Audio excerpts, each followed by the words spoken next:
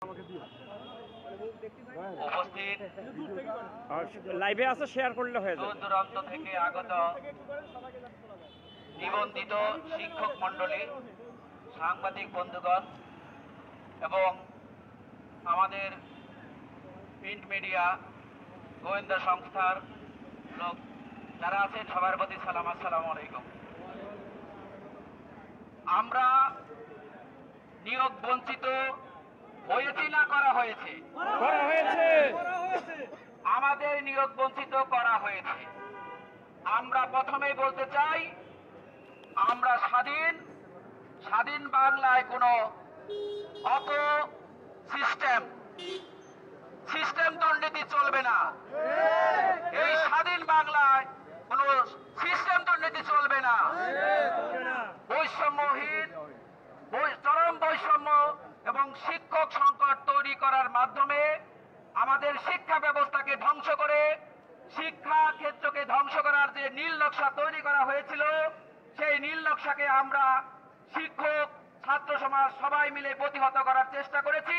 আমরা বিজয় হয়েছি এবং আমাদের সংস্কারের মাধ্যমে অবশ্যই বৈধ সনদধারী সকলকে নিয়োগ দিতে হবে।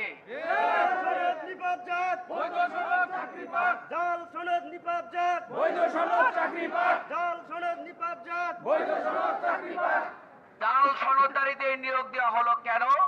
কার স্বার্থে? কেন বাংলার শিক্ষা প্রতিষ্ঠানে জাল সনদধারীরা নিয়োগ পাবে এবং কিভাবে পেল?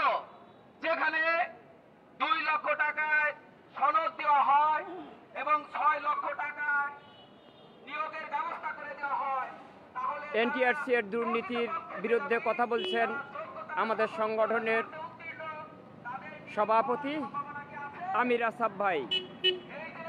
নিয়োগ হওয়ার সম্ভাবনা নাই, অর্থাৎ নিয়োগটা না দেওয়ার যে অপকৌশল, সেই অপকৌশল রুখে দিতে হবে।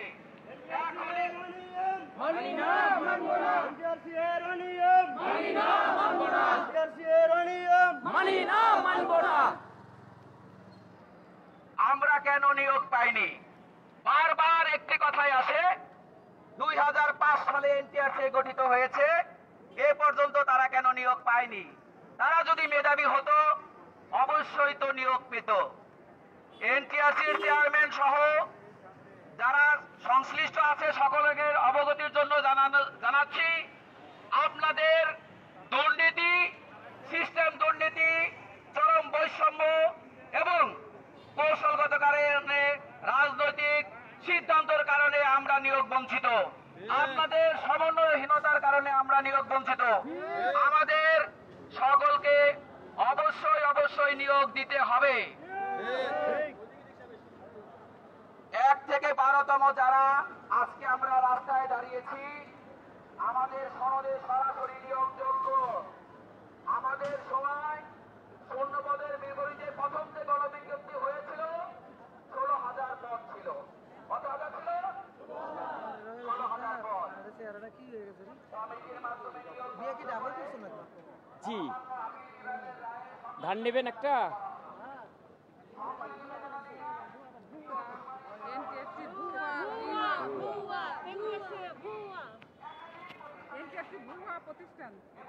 ভুয়া বলেন, লাইভ চলতেছে।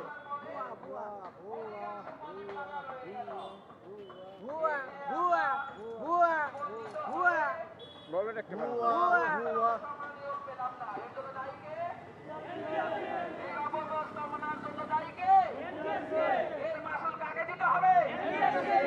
অবশ্যই এনটিআরসিকে দিতে হবে। দ্বিতীয় গণবিজ্ঞপ্তি আসলো, সেখানে 39,000 প্লাস নিয়োগের কথা আসলো। ইতিপূর্বে যারা ইন্ডেক্সধারী নিয়োগ প্রাপ্ত তাদেরকেই নিয়োগ দেখিয়ে আবার পদগুলো পূরণ করা হলো।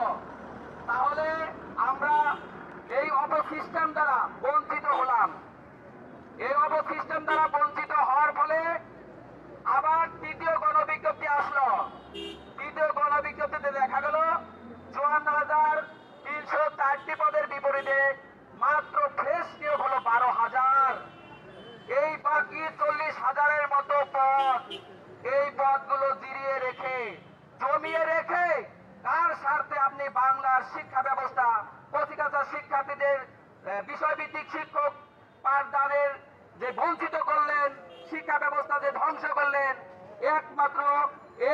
সেই বাংলার শিক্ষা ব্যবস্থা ধ্বংস করার নীল নকশার প্রধান হাতিয়ার হয়েছিল সাবেক সরকারের আমলে। এর সাথে সিন্ডিকেটে জড়িত ছিল কিছু প্রিন্ট মিডিয়া, কিছু রিট ব্যবসায়ী এবং এনটিএস এর অসাধু কর্মকর্তা। আমি পর্যায়ক্রমে আমি নামাজের আজানের জন্য 2 মিনিট পরে বলবো।